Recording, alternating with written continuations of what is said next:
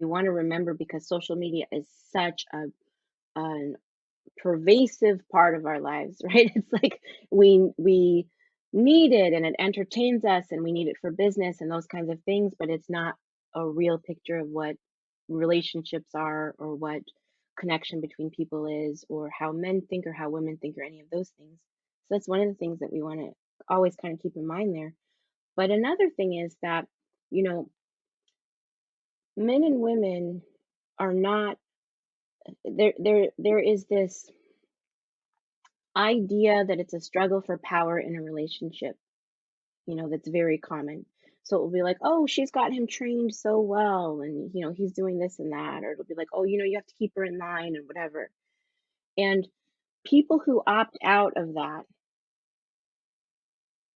they get a lot of pressure from their communities or from their families that they don't know what relationships, how to really have a relationship, you know. And opting out of that and being like, this person is my partner. I'm invested in their growth. They're invested in my growth. I want to see them win. They want to see me win. I'm here for them when they're vulnerable. They are here for me when I'm vulnerable. That there isn't that much of a template for that kind of a relationship that we see, at least not in social media, and definitely not anything that we grew up with. Unless you were blessed with parents that were like that or someone in your community that was like that, a lot of us don't have that picture that that's what love can be. We have tropes that we see from television, we have things like that. We have kind of outdated old advice from other generations where women didn't have the option of really leaving. And so it was a dysfunctional pattern, but it worked for them.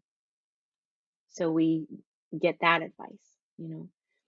But yeah, a lot of what we're seeing on social media is just, and then when you look at these people's actual lives, when you see these influencers and you find out what their actual lives are like, you're like, oh, why was I taking advice from this person? Why did I even think that this person, why did I let them speak destruction and death over my dreams for love, over my desires and what I thought was possible for life? Why did I? That's the thing that's so important is like never letting other people speak death and destruction over your dream, for your heart, for your love life, for your family, for your anything, for your career, for your work in the world, any of those things. Like those social media is such a tricky thing. I was talking to someone the other day and he was saying, on Bumble, the CEO for Bumble was talking about how uh, the majority of women that were on Bumble were narrowing their selection to what turned out to be only 10% of the men on Bumble. So 10% of the men on Bumble had all these options, and then these other 90% of these men didn't have any options. And he was asking me, you know, kind of extrapolating from that data, saying, so if that's the case, how do you think that that generalizes to the wider population? And I was like, I don't think it does because Bumble is a very specific subset of women who are wanting to take the first step and looking for something very specific in their lives.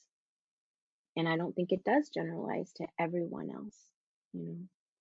So we have to be a little bit careful where we're getting the information from sometimes because it can really mess us up in terms of creating beliefs in us about what's possible without us really choosing that belief.